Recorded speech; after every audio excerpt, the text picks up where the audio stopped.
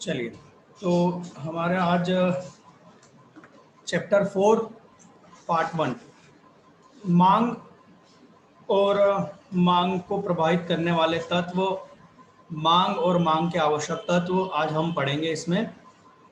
चलिए देखते हैं चैप्टर 4 है ना, मांग एवं मांग के नियम। ठीक, तो पहले हम मांग को समझेंगे, मांग के आवश्यक तत्व समझेंगे, फिर मांग के प्रभावित करने वाले तत्व समझेंगे, फिर जाके हम मांग के नियम को समझ पाएंगे। तो सीधी सी बात है, आज तो हम मांग के नियम पर जा ही नहीं सकते हैं, क्योंकि अभी हमें मांग के नियम को समझने के लिए काफी छोटी मोटी चीजें समझना जरूरी है। ठीक है, चलिए, तो मांग क्या होता है ना। सिंपल सी बात है, यहाँ पर आप यहाँ से ले सकते हैं मांग का अर्थ एवं परिभाषा। मैं सिंपल सा पढ़ के बता देता हूँ क्योंकि आसान है। पहले हम पढ़ लेते हैं, फिर उसको मैं एक्सप्लेन कर देता हूँ। ठीक है, साधारणतया सामान्य बोलचाल की भाषा में मांग का अर्थ किसी वस्तु को प्राप्त करने की इच्छा से लगाया जाता है। मतलब आपको यदि कोई चीज चाहिए तो हम अभी तक जो जानते थे, ये साधारण बोलचाल का मतलब ये कि अभी तक आप जो जानते थे कि मांग का मतलब क्या होता है, तो आप जानते थे कि यार कोई व्यक्ति कोई चीज चाहता है कोई वस्तु चाहता है, तो आप उसको कहोगे कि वो क्या है, मांग। परंतु वास्तव में अर्थशास्त्र में इसको मांग नहीं कहेंगे, इसको सिर्फ इच्छा कहेंगे।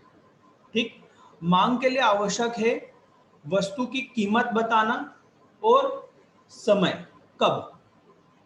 जैसे कि मान लो एक मेले में आप गए और आपके साथ में एक छोटा बच्चा गया, राइट। अब बच्चा तो क्या करता है, उसको कीमत से मतलब होती है क्या? नहीं, वो तो कोई सी भी चीज देख के बोलता है मुझे तो ये चाहिए। तो वो उसको वो चीज, वो वस्तु चाहिए, इसका मतलब ये नहीं है कि वो मांग कर रहा है। क्यों? क्योंकि वो तो पूरा मेला मांग सकता है, हाँ या ना। तो उसको हम मांग नहीं कहेंगे।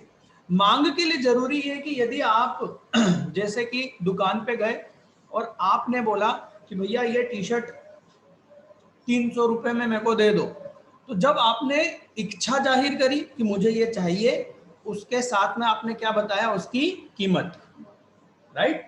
कीमत बताई और अभी चाहिए, ये भी आप बता ही रहे हैं, है ना। समय भी बताया। तो ये तीनों चीज मिलकर क्या बनाती है, मांग बनाती है। वस्तु की कितनी मांग है ये कैसे निर्भर करेगा कि भैया कम से कम ये तीन चीज होगी तो बोलेंगे मांग है, नहीं तो मांग नहीं है। समझ में आ रही बात? तो यहां पर वही लिखा है।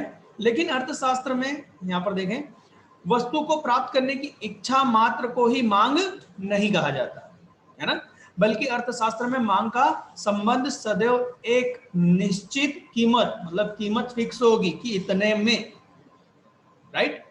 भाई अपन सब्जी मार्केट में जाते हैं ना, एक बात बता दूं, ये चैप्टर यदि पढ़ना है और आज तक यदि आप सब्जी बाजार गए नहीं हो तो चले जाना, क्योंकि सब्जी बाजार का ही सबसे बढ़िया एग्जाम्पल है ये मांग वाला चैप्टर। डेली सब्जी मार्केट में यही होता है।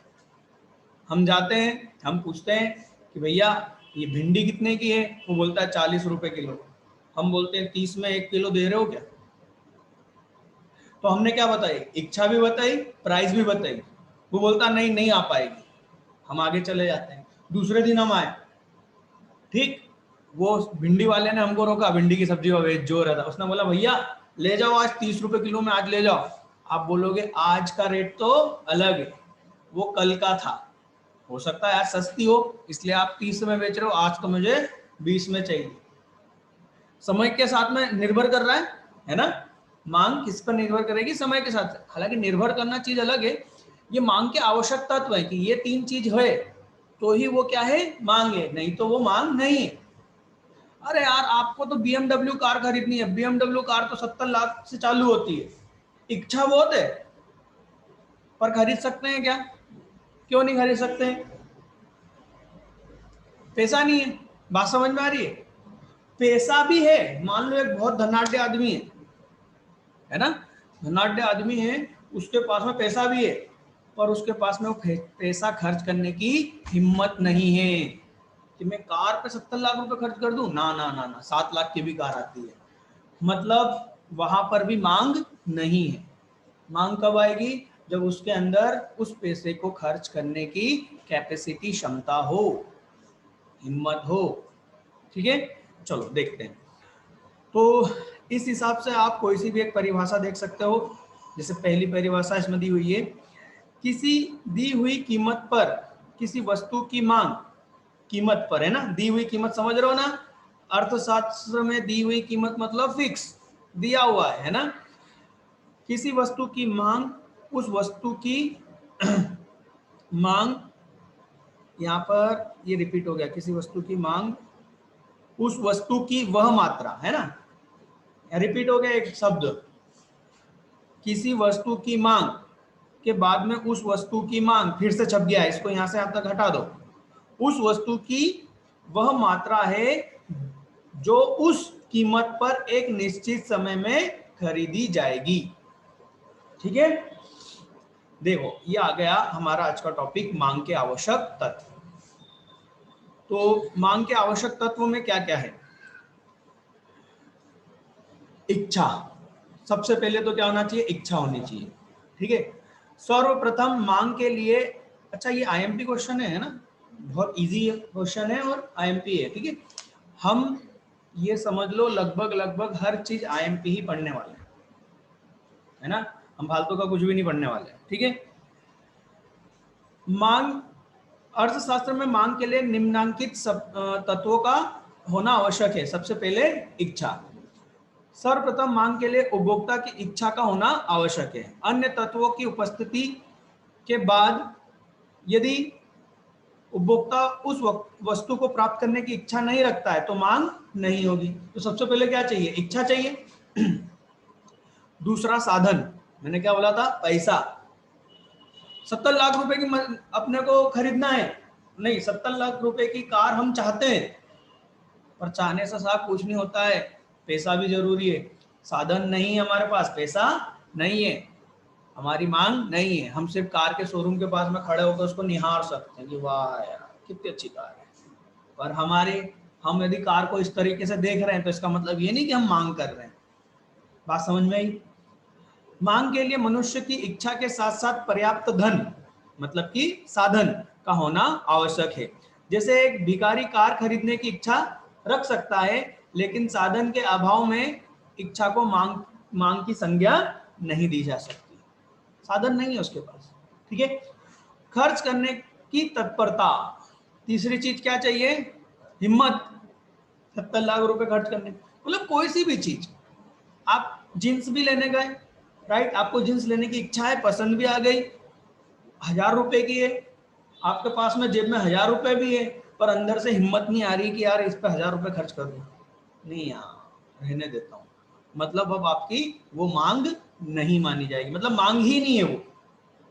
क्यों? क्योंकि आप में पैसा खर्च करने की हिम्मत ही नहीं। समझ में ही बात? मांग के लिए मनुष्य के मन में इच्छा एवं उस इच्छा की पूर्ति के लिए पर्याप्त साधन के साथ साथ धन को उस इच्छा की पूर्ति के लिए व्यय करने की तत्परता भी होनी चाहिए। जैसे एक कंजूस व्यक्ति कार खरीदने की इच्छा रखता है और उसके पास उसकी पूर्ति के लिए धन की कमी नहीं है, लेकिन वह धन खर्च करने के लिए तैयार नहीं है, तो इसे मांग नहीं कहेंगे। एमसीक्यूज देखो, सीबीएसई में तो इस तरह के एमसीक्यूज इतने प्यारे बनाते थे कि एक व्यक्ति ऐसा है, उसके पास पैसा भी है पर वो पैसा खर्च करना नहीं चाह रहा है, बताओ क्या मांग है? हम उसमें बोलते थे नहीं नहीं ये मांग थोड़ी ना है, ये तो नाटक कर रहा है। ठीक है, निश्चित कीमत, हाँ भाई, मांग में क्या होना चाहिए? कीमत का निश्चित होना आवश्यक है कि भाई इतने रुपए में मेरे को ये चाहिए। अब आप जाके दुकान पे बोलते भैया ये दे दो ना, बोला ठीक है दे देते हैं, 1000 रुपए की, नहीं नहीं दे दो ना, अरे क्या दे देना, बोला 1000 रुपए में दे रहे, अरे नहीं यार कम कर लो ना, तो वो पूछेगा ना कितना। बात समझ में आ रही है? कीमत तो बतानी ही पड़ेगी। आगे देखो, निश्चित समय, समय पर चलेगा। जैसे कि अभी गर्मी आने वाली है, ग्रीष्म ऋतु, तो यहाँ पर क्या होगा? किसकी मांग होगी? कूलर, फैन, एसी, इनकी मांग होगी। तो अभी व्यक्ति जो कीमत देगा वो ठंड में देगा क्या? कूलर एसी की? नहीं ना। तो समय के आधार पर है। जैसे मैंने एक सब्जी वाला भी एक उदाहरण दिया था, आज आपको जो सब्जी चाहिए आप उसकी कीमत उस समय बता रहे हो, कल उसकी संख्या उसकी कीमत अलग हो जाएगी, क्योंकि कल आपको शायद वो नहीं चाहिए, राइट। चलिए, तो यहाँ पर मांग तथा आवश्यकता में अंतर है ना। अब ये भी पूछा जाता है, आवश्यकता बोलते ना, मुझे जरूरत है मतलब आवश्यकता है, और मांग, दोनों में क्या अंतर है ना। मांग आवश्यकता से बनती है, मतलब आपको किसी चीज की जरूरत है तब जाके वो काय में बदलेगी, मांग में बदलेगी। आवश्यकता इच्छा से बनती है, मुझे ये चाहिए, इच्छा है मेरी, तो आवश्यकता किससे बन रही है, इच्छा से। ऊपर ध्यान रखना, डिमांड एंड वांट, इंग्लिश में ध्यान रखना, डिमांड एंड वांट, मैं क्या चाहता हूं तो इच्छा से आवश्यकता बनेगी और आवश्यकता से मांग बनेगी, ठीक। मांग आवश्यकता का परिणाम होती है, वही बात लिखी है, पहला पॉइंट वही बात है। आवश्यकता मांग का कारण होती है, आवश्यकता किसका कारण होती है, मांग का, वही बात को लिखा बेटा, ज्यादा कुछ नहीं अंतर है ना। मांग का कीमत के साथ में घनिष्ठ संबंध है, मतलब कीमत है तो ही वो मांग मानी जाएगी, आवश्यकता की कीमत के साथ में कोई संबंध नहीं है। एक छोटा बच्चा जैसे मांगता है कि मुझे ये चाहिए, तो उसको कीमत से कोई मतलब तो नहीं ना कि कितने का है, उसको तो ये चाहिए। मांग अस्थायी प्रकृति की होती है, मतलब आज है कल नहीं है, समय गुजर गया, समय के साथ में ये मांग बदल जाएगी।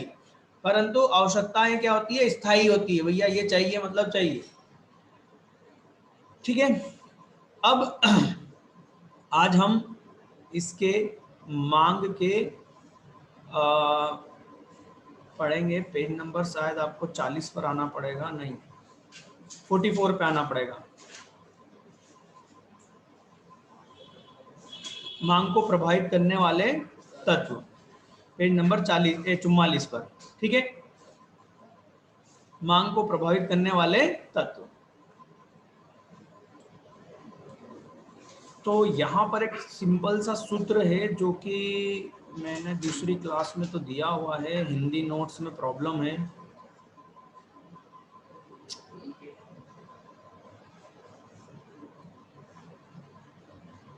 अगली बार तो अपने खुद के नोट्स होंगे तो बड़े व्यवस्थित होंगे, पर इस बार थोड़ा सा प्रॉब्लम है।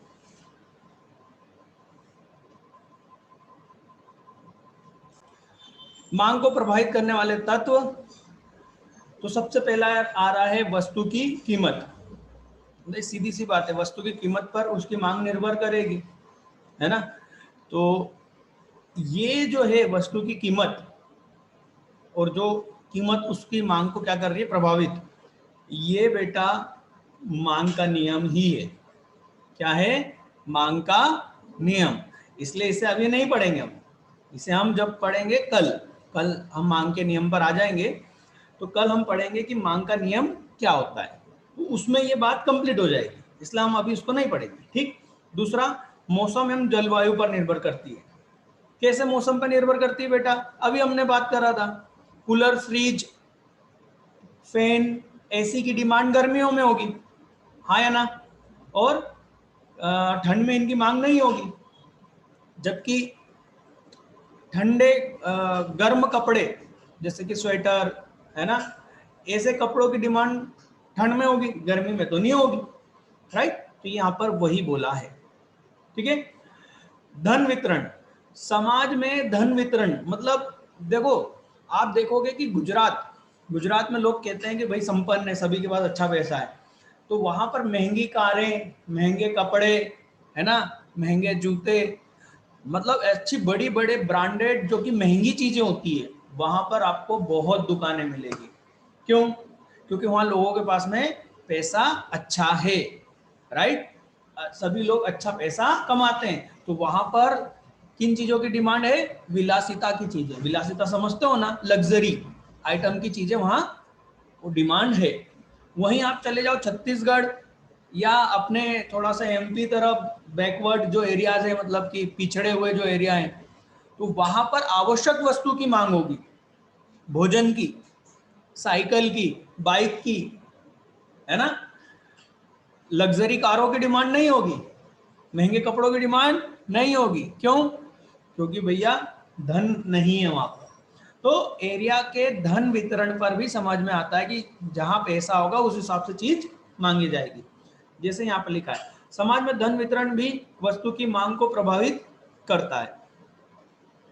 यदि समाज में धन का वितरण असमान है, असमान है मतलब अमीरी और गरीबी में अंतर ज्यादा है, ठीक, तो विलासितापूर्ण वस्तुओं की मांग बढ़ेगी।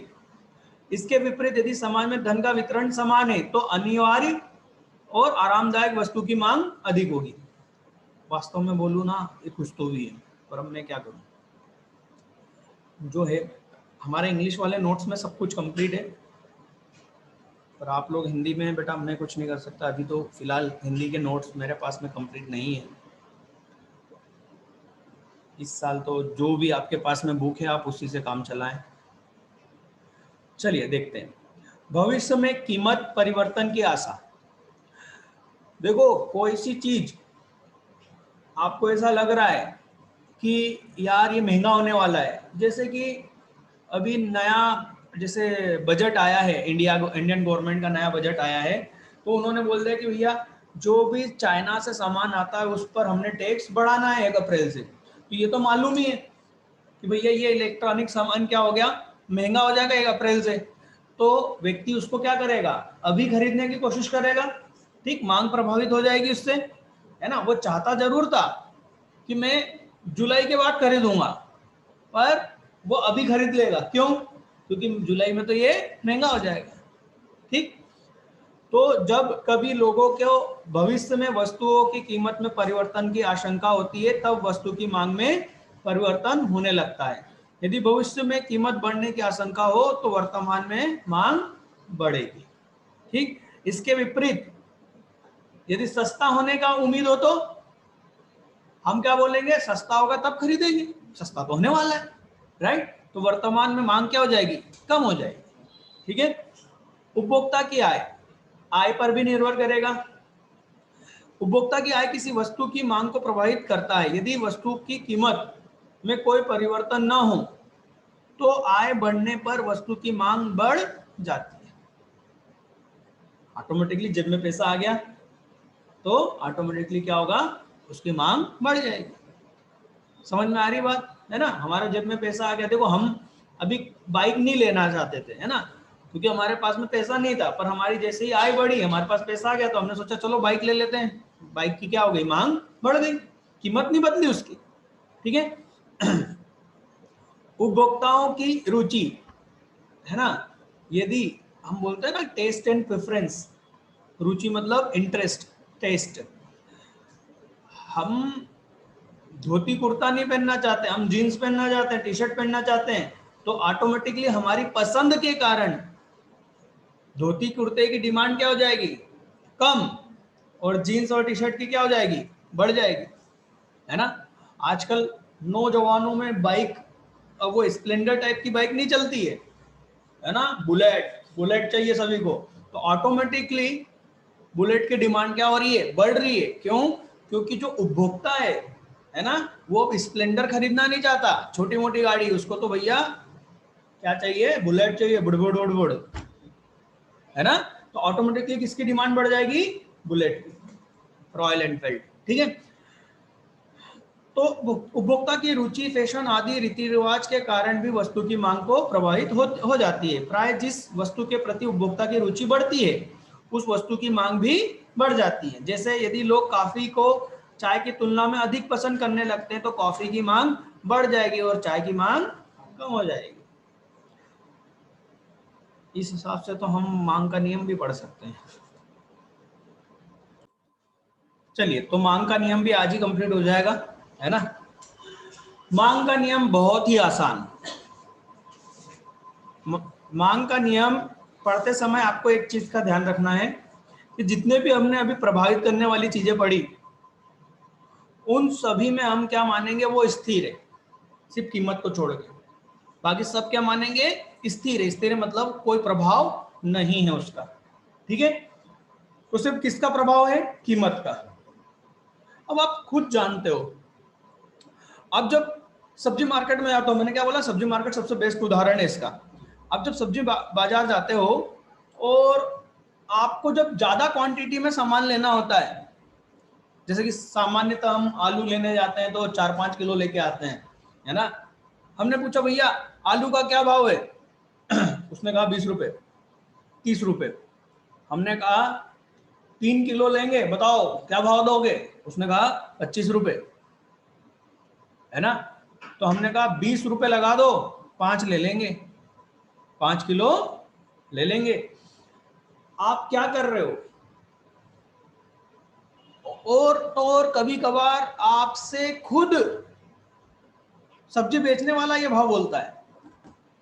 तो क्या बोलता है कि 5 किलो ले लो, 20 रुपए का लगा दूंगा। बात समझ में आ रही है ना? वो खुद ही आगे होके बोलता है। हम 3 किलो लेने गए थे पर लेके आ जाएंगे 5 किलो। क्यों? क्योंकि 3 किलो यदि लेंगे तो 25 रुपए किलो, और 5 किलो लेंगे तो 20 रुपए किलो। हमारी मांग कीमत के कारण क्या हो गई? परिवर्तित हो गई कि भाई कीमत कम हो गई तो हमने ज्यादा क्वांटिटी ले ली, ज्यादा मात्रा में ले लिया। हमारी मांग किससे प्रभावित हो रही है? कीमत से। हम मार्केट में गए, हम ये उम्मीद करके गए थे कि 20 रुपए किलो मिलेगा तो हम 5 किलो लेंगे। दूसरा उदाहरण है ना, दूसरा उदाहरण चेंज हो रहा है।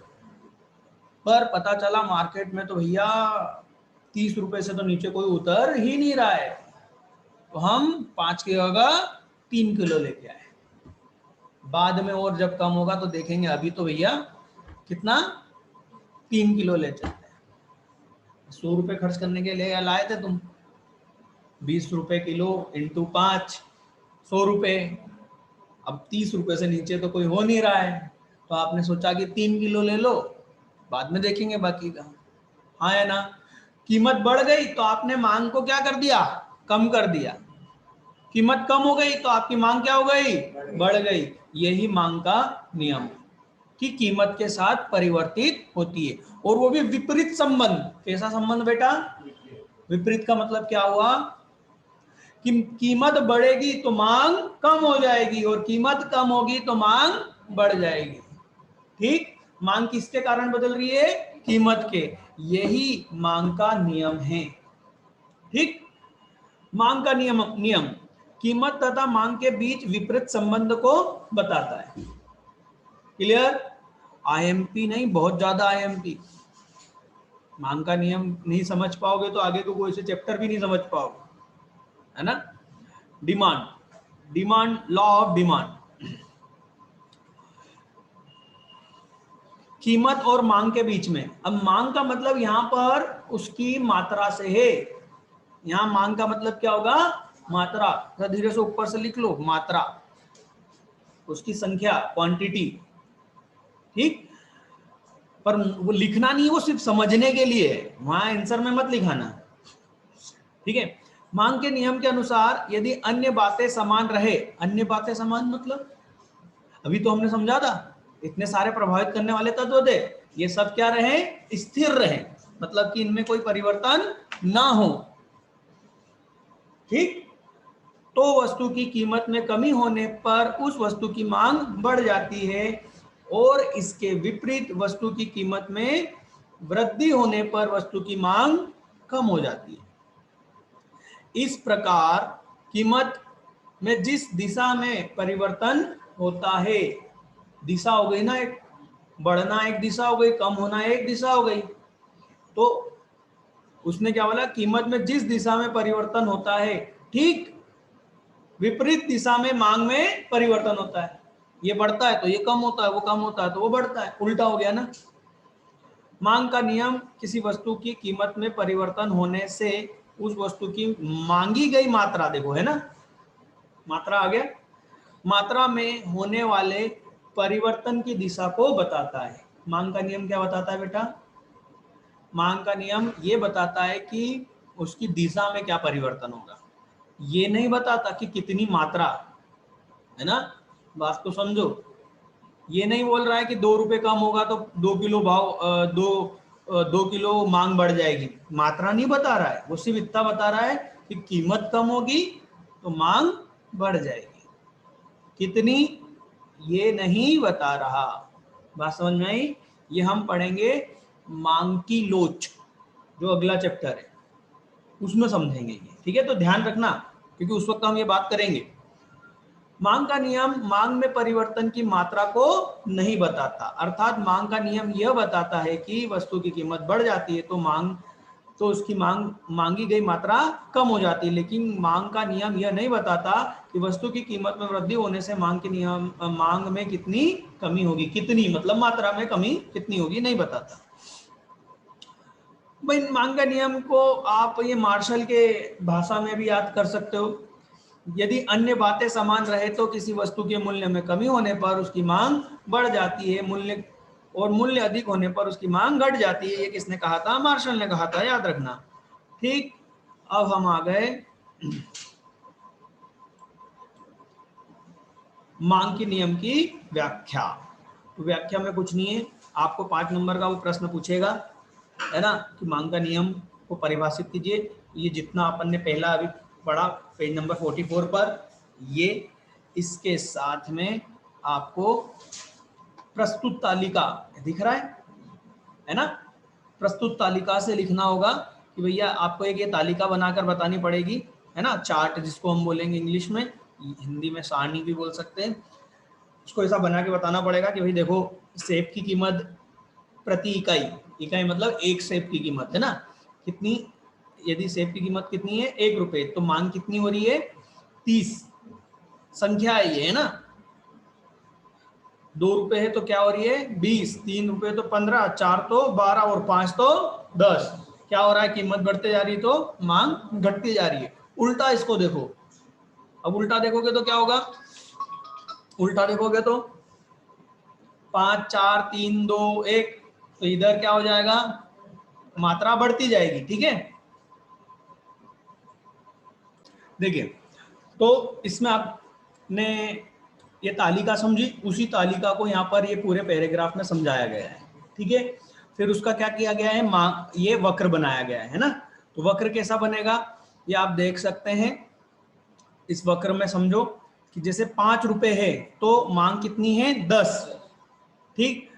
5 से कितना हुआ? मान लो 4 हुआ, तो 4 से मांग कितनी हुई 12। फिर 3 हुआ तो मांग कितनी हुई 15। तो आप देखोगे कि जैसे कीमत कम होते जा रही है मांग इधर की तरफ बढ़ते जा रही है। या इसको उल्टा देखो कि कीमत बढ़ती जा रही है तो मांग इधर से इधर आ रही है, राइट। ग्राफ कैसा बनेगा? ऐसा। अब इसको बनाना बहुत आसान है, अभी भी मैं यही बात बोल रहा हूं जैसे कल वाले लेक्चर में मैंने कहा था, इसके पहले वाले चैप्टर में, कि आप तो बस सिंपल सा इस तरीका का क्या करो, कर्व बना दो, ठीक। फिर उसको ऐसे करके मैच कर दो, ठीक है। बस और कुछ नहीं करना है आपको, नाप के नहीं बनाना है क्योंकि आप ग्राफ पेपर पे तो नहीं बना रहे हो। बस आपको तो ये बताना है कि कर्व ऐसा जाएगा। क्यों जाएगा ऐसा?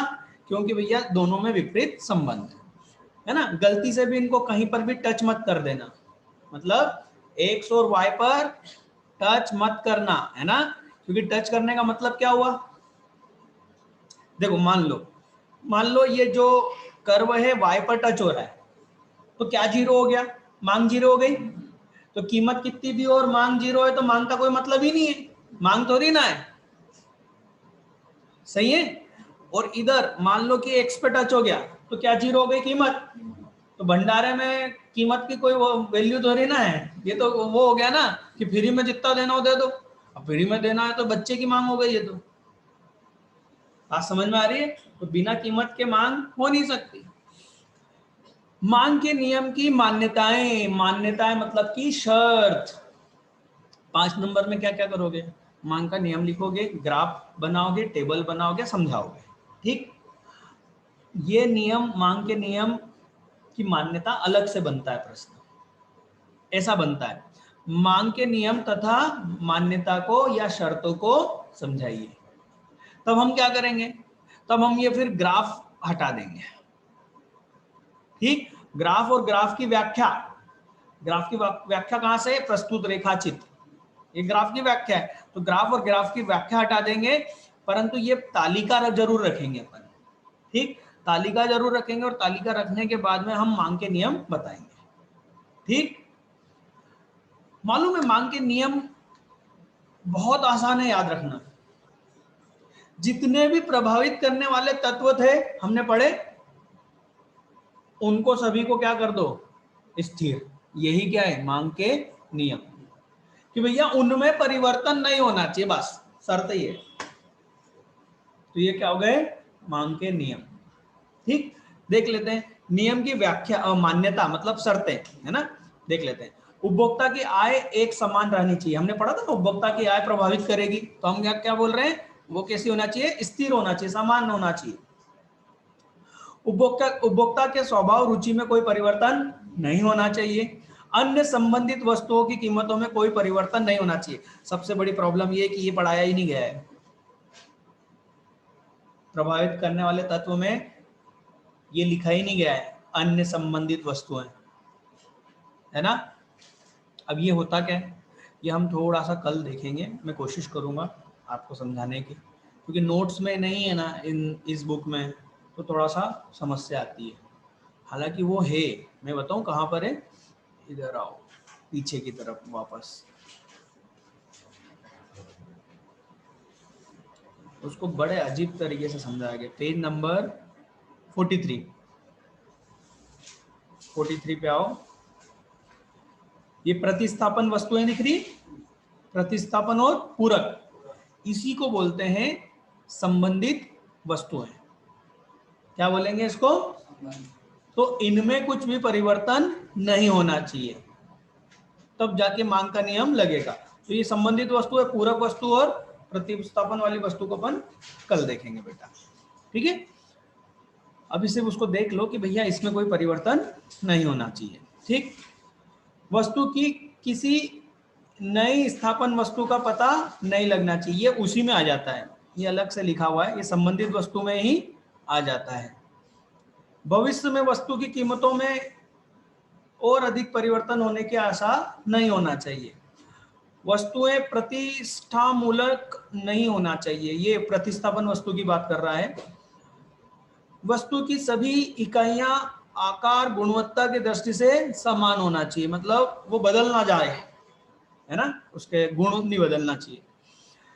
यहाँ पर हमने आज एक चैप्टर चालू करा मांग, और उसकी काफी चीजें हमने पढ़ ली। मांग, मांग के आवश्यक तत्व, मांग का नियम, प्रभावित करने वाले तत्व, है ना, और उसकी मान्यता है। ठीक, कल हम इसके आगे देखेंगे बेटा, आज के लिए इतना ही।